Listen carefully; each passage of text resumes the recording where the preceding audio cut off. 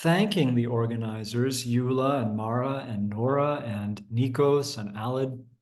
And really this whole idea of this seminar on periodicals in the law is just such a great idea. And I hope that it will have a long life and many permutations. This is, as Andrew mentioned, some of my previous work. It almost all focused on the British Isles and the United States. And so I didn't really explore the international or transnational dimensions beyond a few paragraphs that I included on the Berne Convention in my book. And in the last couple of years, I've become more interested in that history of the Berne Convention, and in particular, its evolving rules for contributions to newspapers and periodicals. So I began by writing a conference paper, which I kind of worked up for a couple of different conferences, one of them organized by Nora Romke, who is present here today. It was a conference for the Journal Literature Research Cluster, another one organized by French colleagues in Lyon, Sarah Mombert and Stéphanie Dore-Croulet, on the notion of journaux voleurs, newspaper thieves or literary piracy in 19th century France. And more recently, at the invitation of Marianne van Remortel and Finoula Dilian, who are also present and glad to see them, to write a chapter on copyright for the Brill Brill Handbook on Transnational Periodicals Research. So what I'm presenting today is largely based on that chapter, which is drafted but needs some finalization. And I apologize, it's going to be very information rich, but I hope to also present an argument. And I hope I don't speak too long. I'll try to cut out some things as I go, but feel free to signal if if this is becoming too much. I think that there are several reasons why newspapers and periodicals have always had a kind of ambiguous and somewhat complicated relationship to copyright law. The first is the fact that these are collective works, and that means that there is going to be a question of who owns what or who has rights over what. In many cases, publishers want to protect their investments, and so they prefer to have copyright assigned to them. Meanwhile, individual contributors want to reserve certain rights, such as the right to subsequent publication in book form. So you have this question which doesn't necessarily come up with all books, but does almost immediately come up with periodicals. The second characteristic is that they're compilations and miscellanies in terms of genres. They can include poetry and fiction and scientific reports, and political essays, information, numerical information of various kinds, illustrations. Some of this material is new or original to the periodical that's first publishing it. Much of it is compiled from pre-existing sources. So this diversity has often led to disputes about what parts of a periodical should remain open to copying and what sorts of contributions should be protected by copyright. The third remark is that compared to separate publications such as books, periodicals are serials that are issued at regular intervals, and that means they have a different business model than books. Their goal is not to print the same text or image over and over again in an attempt to capture all markets, which could be the case, in the case of a novel, for example. Rather, the goal is usually to build and maintain a paying readership, and then sometimes this readership might be sold to advertisers, and to maintain this readership by providing fresh material in each subsequent issue. In addition, periodicals are often in dialogue with each other. Everybody in this Zoom room knows that, and often counted on the right to reproduce material from their counterparts. This interdependence was often described as mutually beneficial, but there could be points of friction when two publications competed directly for readers. Then their publishers might become more interested in questions of copyright. much that appears in periodicals, although not all, is also time sensitive. And so if you take the example of news, the fact that its value to readers was so time sensitive raised the question of whether perhaps a much shorter copyright, just a matter of hours rather than decades or the lifetime of an author, might be more appropriate. And that actually was a debate that made it to courts and legislatures. Finally, periodicals have long fulfilled a role of reviewing and criticizing other works, literary, artistic, and scientific works. And when these works are protected by copyright, the journalist or reviewer has to decide what is legitimate for them to reproduce or quote. So we have to think about both of these sides of the question. In other words, what parts of a periodical might be deemed eligible for copyright in a particular context, and how might the prevailing laws or norms potentially limit what contributors or editors could do with previously published material. So I think all these characteristics help to explain why the question of copyright for the periodical press has always been somewhat complex. And I think for an audience of legal scholars and legal historians, my message would be that periodicals help us to think about copyright a little bit differently than if we only use the model of books. For us, for specialists of the periodical press, the question is how to study the relationship between the law and the press. And there's a number of ways that this could be done. I mean, we could consider copyright as one factor among others shaping the way that texts circulate. This broader political economy, which could include other regulations like postal regulations or tax laws or censorship and obscenity laws.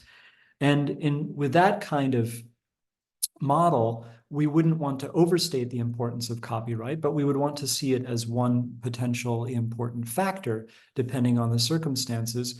And then, of course, we have to remember also that extra legal factors like cultural practices, business models, arrangements between publishers, the role of groups and associations has a big effect on how much is reproduced, who's reproducing it, how much duplicate text appears. So we could study it in this direction. In other words, how does copyright law affect the circulation of material among periodicals? But I think we could also study it in the other direction. That is to say, not just how the law shapes practice, but how publishing practice shapes the law. In this case, how the specific rules that were worked out to regulate contributions to newspapers and periodicals reflected a shared sense that periodicals were different than books and should be treated differently with respect to copyright. So it provides us with another view on the history of copyright. The standard narrative of this history is one of expansion. Over time, the law comes to protect a greater range of works for longer and longer periods of time. There's an expansion in duration, there's an expansion in the kinds of works eligible for copyright, and there's an expansion in the scope of that right, and in other words, what authors can claim as exclusive.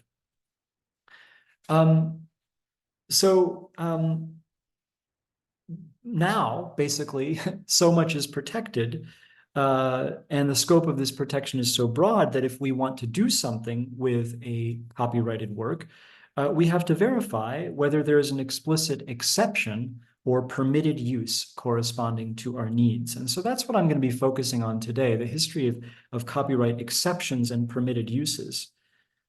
Expansion may be the main plot line in copyright's history, but it is important not to lose sight of this history of exceptions and permitted uses, or what I'm calling the history of the right to copy. My own view is that the actors of periodical publishing, from contributors and editors to publishers and syndicates, have played an important and underappreciated role in shaping copyright exceptions and permitted uses. This process has a long history. In the 18th century, journals and magazines often reprinted excerpts of recently published books, blurring the boundary between a book review and an abridgment. And this led to court cases that began to distinguish between illicit copying and fair use. Throughout the 19th century, editors in many countries discussed the right to reprint articles from other newspapers and periodicals, as well as the need to credit borrowed material.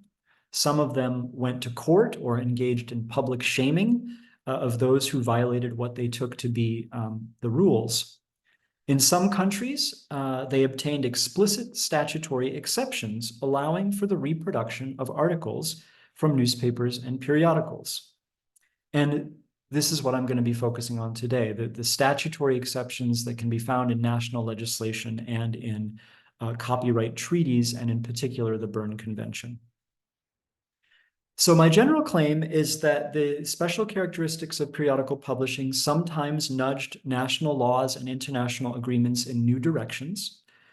While courts and legislatures in different countries grappled with the extent to which contributions to newspapers and other periodicals should or should not be protected by copyright, delegates to international conventions discussed special provisions that would treat periodicals differently than books.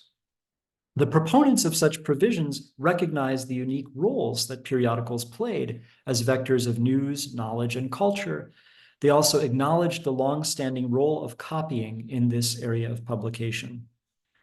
And I think that these kind of developments reveal that the history of copyright for the periodical press is not merely a history of business competition and struggles to assert control. It's also a history of the creation of these explicit copyright exceptions designed to benefit the press. This particular story that I'm telling is not immediately apparent from the usual chronology of copyright legislation and case law. I apologize for the density of this slide, but it helped me more than anything to think through things.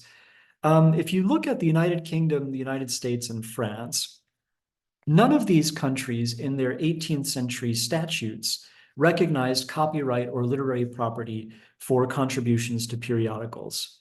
However, the French decree of 1793 referred to writings of all kinds, and that could be seen as having left the door open much wider than the British statute, which referred only to books, or to the first American statute, which protected maps, charts, and books. In the UK and the US, there were repeated efforts to obtain explicit protection for newspaper articles, which largely failed until the end of the 19th century and the beginning of the 20th century. In the UK, contributions to reviews, magazines, and other periodical works were recognized as early as 1842, but that didn't mean that all genres of contribution would be treated the same. The idea of copyright for news, for example, was repeatedly rejected. In France, the courts recognized literary property for contributions to newspapers and other periodicals as early as the 1830s, and I'll come to the reason for that in a minute, but quickly began to differentiate by genre. And even in France, the highest court excluded the idea that news dispatches sent by telegraph could rise to the level of protected authorship. I think a quick detour through France helps set the stage for the international copyright exceptions. After the Revolution of 1830, a relaxation of press regulations led to several years of very intense competition in journalism. Copying became rampant. There were journals that proudly proclaimed that their business model was to reproduce material from other publications, such as Le Voleur and Le Pirate.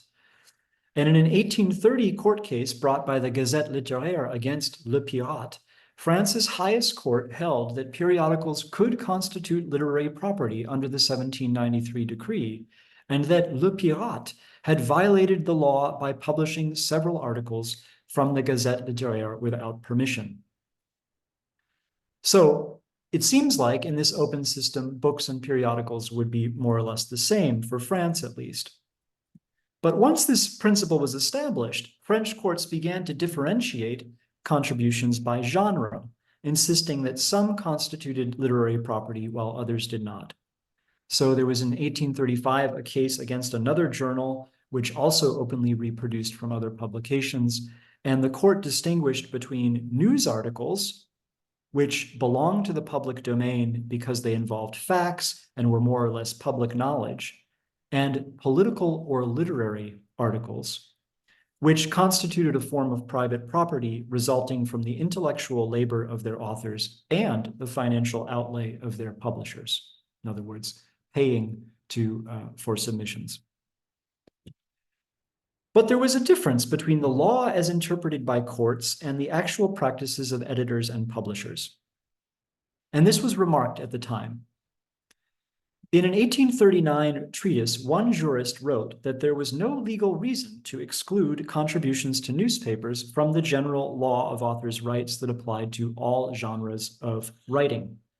And yet, he remarked that industry actors themselves did not necessarily want to follow such a principle to the letter.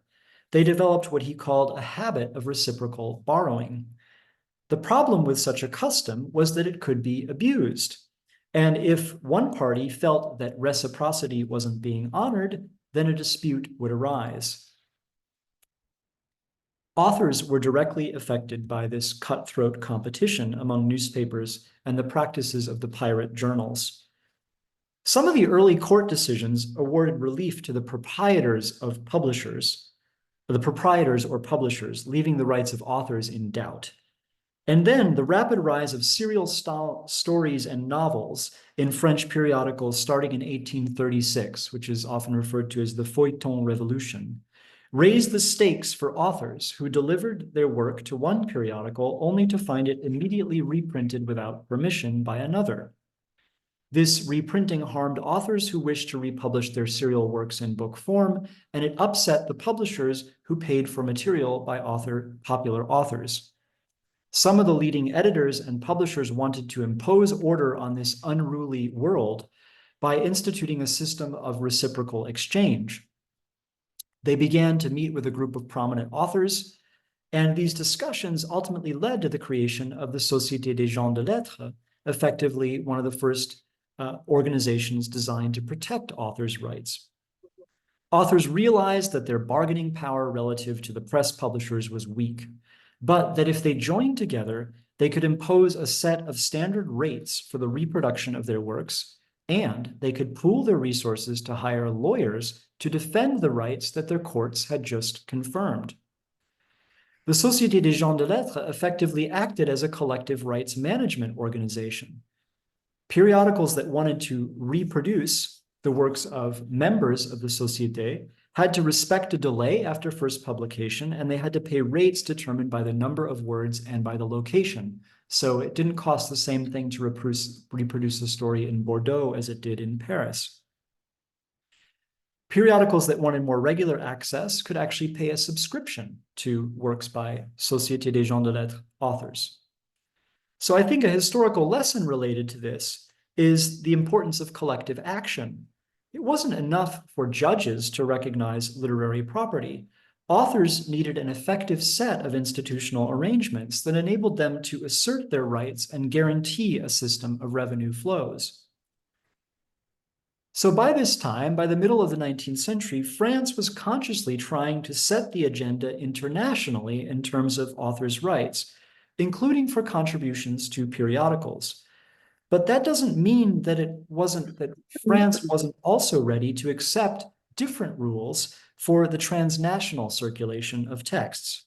And this is something, the origins of this particular treaty remain obscure to me, but the 1851 treaty between France and the UK set an important precedent by stipulating that articles extracted from newspapers or periodicals published in either of the two countries may be republished or translated in the newspapers or periodicals of the other country, provided the source from whence such articles are taken is acknowledged. Nevertheless, this permission shall not be construed to authorize the republication in one of the two countries of articles, the authors of which shall have notified in a conspicuous manner that they forbid the republication. So note the structure of this provision. There is a default openness to copying. By default, copying is allowed, or translation. And then there is a proviso allowing authors to reserve rights. That's basically the opposite of the kind of Creative Commons type licenses that we know today, where the default is everything is protected, but the author can decide to open things up. And this opposite principle, with default openness and the possibility of closing the door, is what characterized many of the late 19th century efforts to regulate the international circulation of articles in the press. After signing this treaty, France and the UK each passed their own national laws related to it. And the British statute distinguished between articles of political discussion, which could always be copied or translated without permission, and articles on all other subjects, which could be republished as long as the author hadn't reserved the rights. Just why the British statute departed from the treaty and excluded articles of political discussion from copyright altogether is unclear, though it may reflect contemporary British debates over freedom of the press and over copyright for newspaper articles.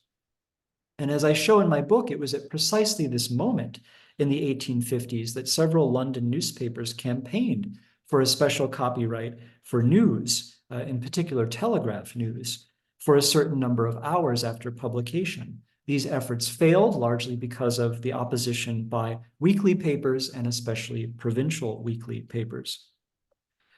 Now, the extent to which this 1851 treaty and the related laws actually affected authors or publishers in France or Britain has, to my mind, not been sufficiently studied. There may be studies out there that I don't know about, and if you do, I'd be happy to hear. There is one that I know by Thomas Smits involving illustrated newspapers.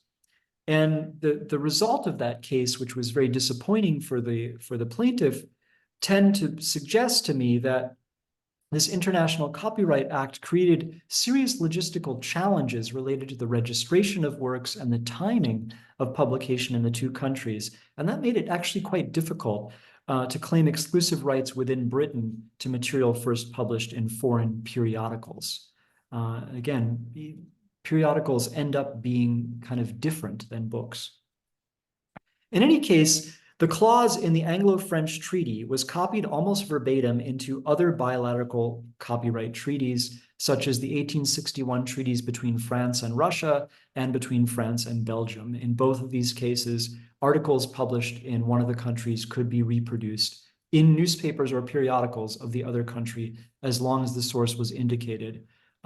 That's important here that these articles could not be reproduced in books in the other country, right? The idea is that the press is interdependent and engaging in a kind of reciprocal exchange. In parallel to these negotiations over international copyright, several European countries enacted special rules for newspapers and periodicals in their domestic legislation. And this was totally new to me. Having looked at France, the UK, and the US, I did not find these special rules that explicitly allow for the reproduction of newspaper and periodical articles. So the fact that there are so many of these laws that I'm about to mention was interesting to me, and I think gives us the backdrop for the Berne Convention. It shows that the Berne Convention didn't just come out of nowhere. So you have a law in Romania. Basically, you had to attach a notice if you didn't want your articles reproduced, and this could only work for literary and scientific contributions. Everything else was freely reproduced. The German legislation, which Nora knows a lot more about than me, explicitly allowed for the reprinting of individual articles from newspapers and journals, but it excluded from this broad right to copy novellas, scholarly essays, and, quote, longer items, if they had been explicitly prohibited. That raised question about what counted as a longer article, but the general idea seems pretty clear. Much of journalism is here being presented as open to copying.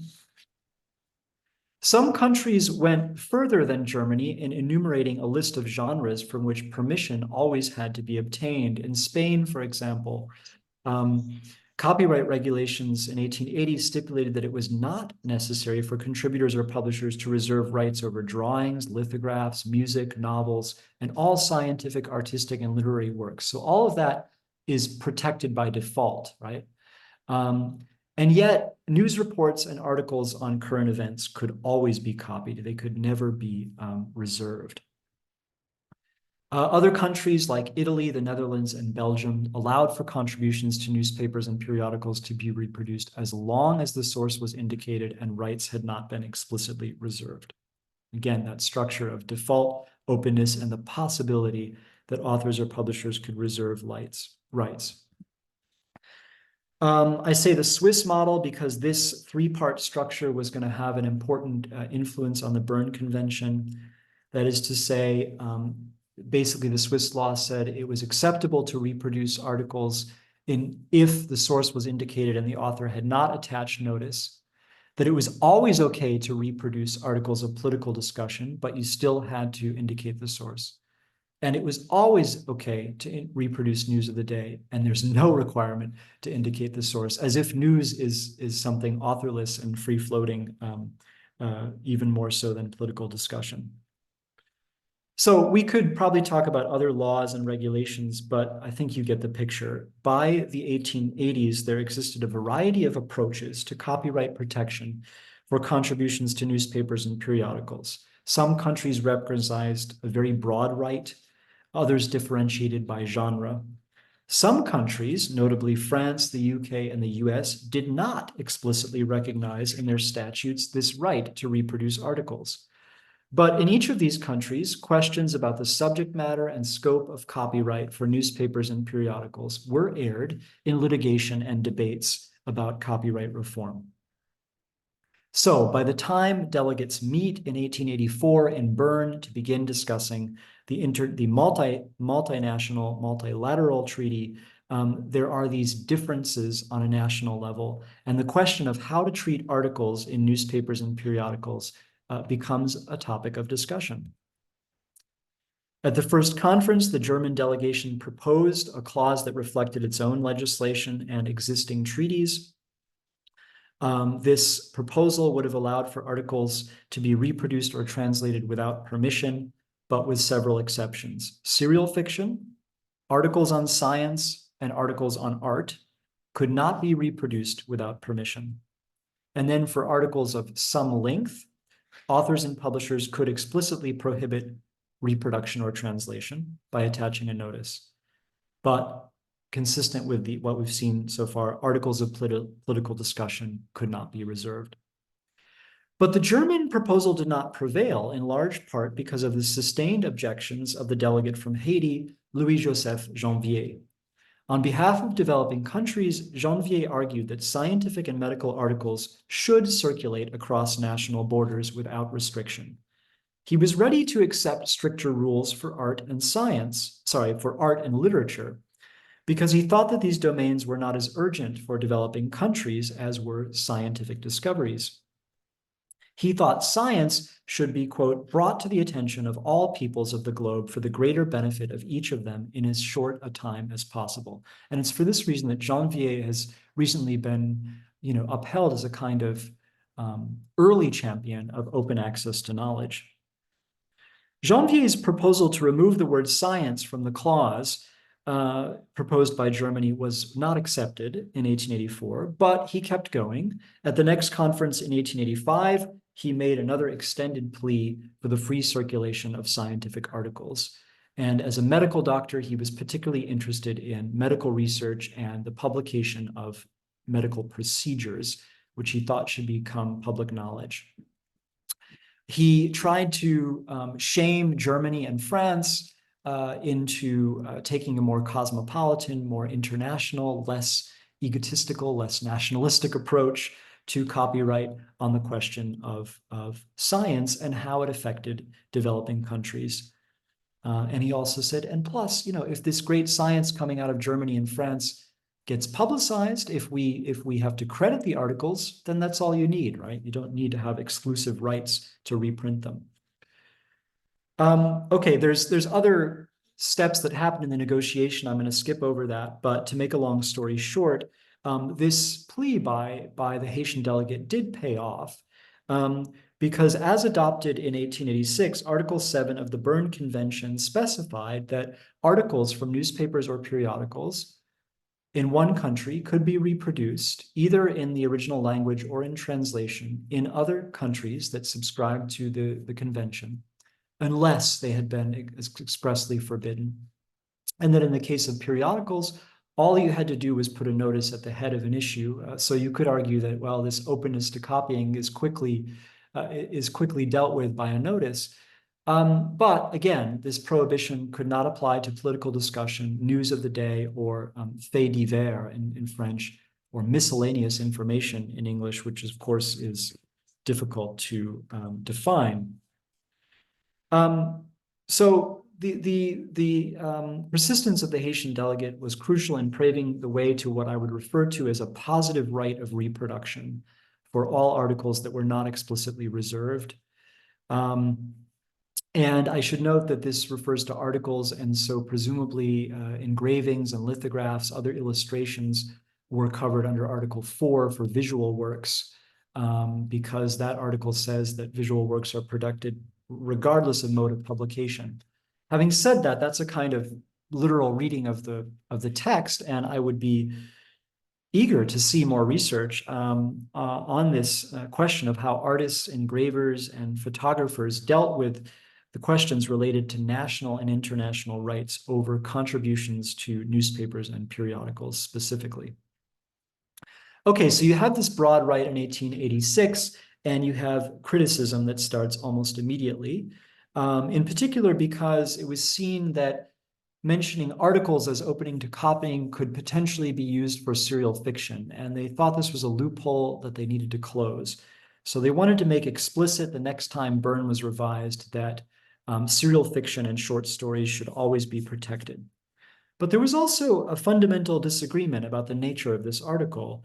The French delegation argued that authors' rights were undermined by this broad permission to reproduce material from newspapers and periodicals. And so France basically sought to reverse the principle of Article 7 so that the default would be closed rather than open. Norway favored a version in which serial fiction would always be protected, but that other articles could be reproduced unless prohibited. Belgium and Italy argued for differentiating between newspapers and periodicals. They said that periodicals should be automatically protected without any need to reserve rights, whereas newspaper articles should be open to copying and translation unless the rights had been reserved expressly.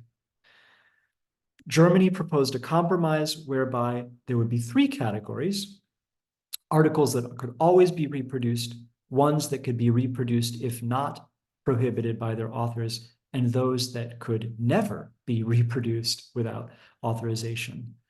And ultimately, the committee found common ground by putting serial fiction in this final category, of always protected, while keeping the basic outlines of the initial agreement intact. The committee also added an attribution requirement similar to those that already existed in some of the national laws that we've seen.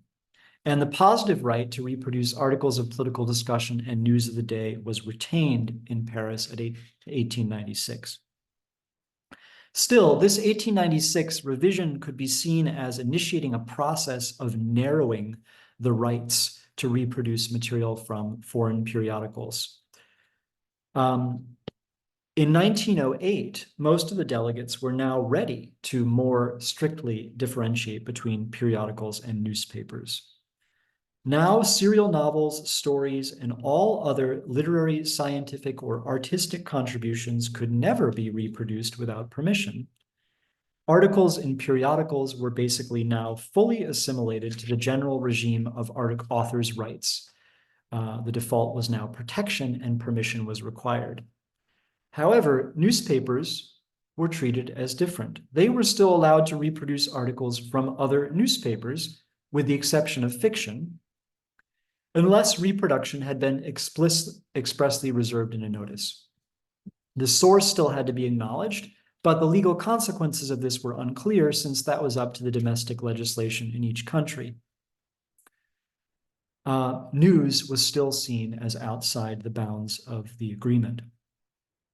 So the text of Article 9 of the Berlin revision made clear that the once broad exception for newspapers and periodicals now applied only to certain kinds of articles copied from one newspaper to another. The German delegation had prevailed in assimilating articles of political discussion with other types of contributions, removing that problem of how you define what's political. The Belgian delegation was instrumental in moving the committee towards allowing newspaper articles to remain open to copying.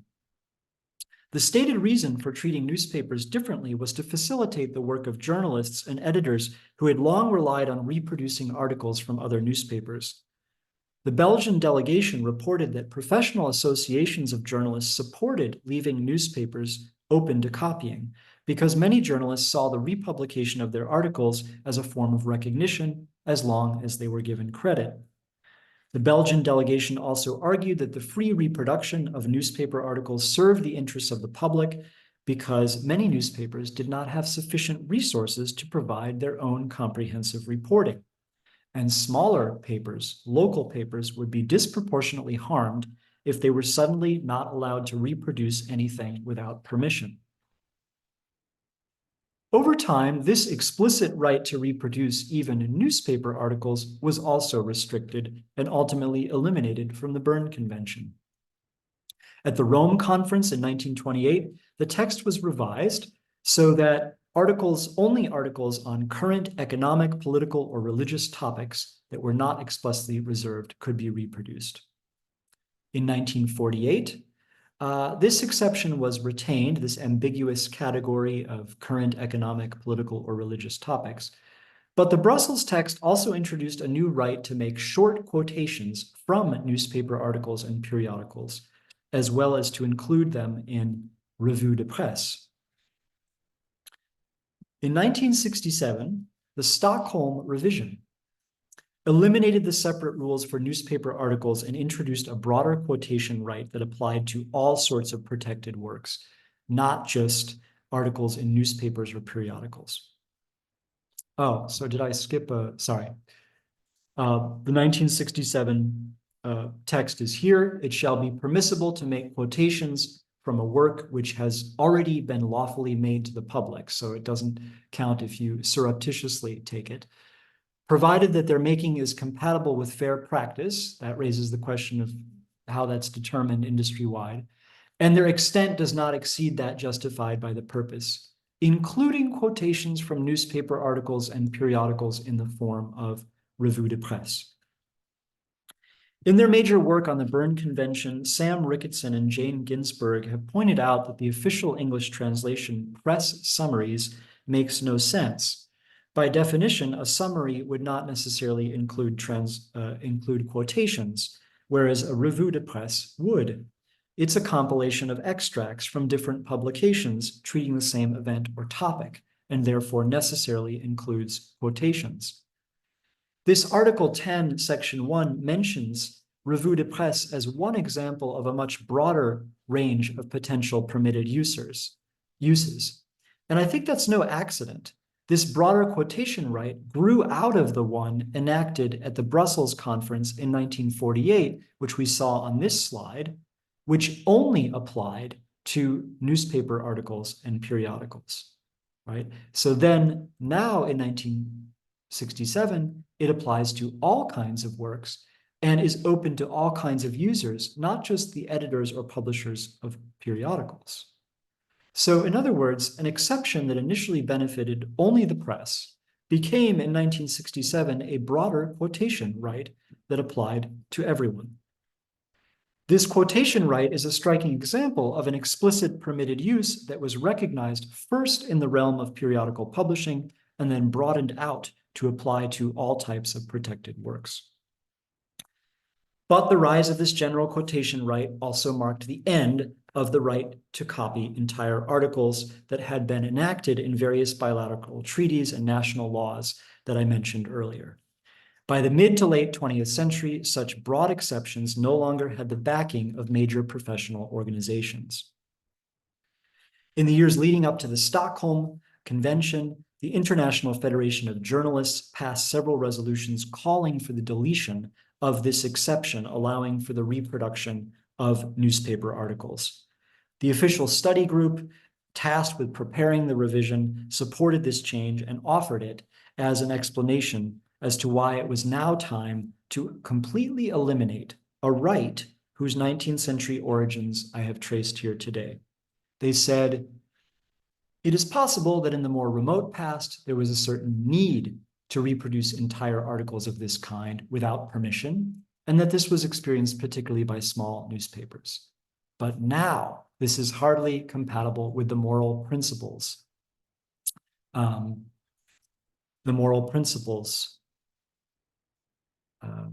Recognized by the press to reproduce an article published in another newspaper without having first obtained the author's permission. It is true that in the interest of discussion of public affairs, there is a need to report articles freely and to a fairly general extent. However, it should be pointed out that there is no legal obstacle to giving reports on protected works. In other words, newspaper reports, reporting on a work as opposed to quoting from it. In cases where there is a genuine need for literal reproduction, means for doing so should be provided, but within the framework of the right of quotation. So 1967 could be seen as a kind of symbolic turning point, the end of the explicit right to copy and translate articles from foreign newspapers and periodicals. We see here in this quotation strong support for treating newspapers and periodicals the same as books, all to be governed by a general regime of authors' rights. Looking back to the mid to late 19th century is interesting because there was so much experimentation and negotiation over exceptions and permitted uses. The law often treated contributions to newspapers and periodicals differently than books, and this was a deliberate and repeated political choice rather than an accident or a loophole in existing legislation. So obviously, just quoting the official texts of laws and treatises does not tell us the whole story. It doesn't tell us who supported these changes and who opposed them. It doesn't tell us how journalists and editors reacted to changes in the legal landscape, whether it affected the way they work or not. And as I mentioned at the beginning, I think that's important to study the relationship between the professional norms and practices and the law. So I think we still need more research in this area. But I hope that I've convinced you that the history of copyright for periodical works is not just a history of delay, as if the inevitable result was for all kinds of text and images to be treated the same under some general regime of authors' rights. On the contrary, the history of the relationship between periodicals and copyright law reveals how historical actors in various settings pushed for legislators and diplomats to recognize the specific attributes and functions of the periodical press, and thereby treat them differently than books.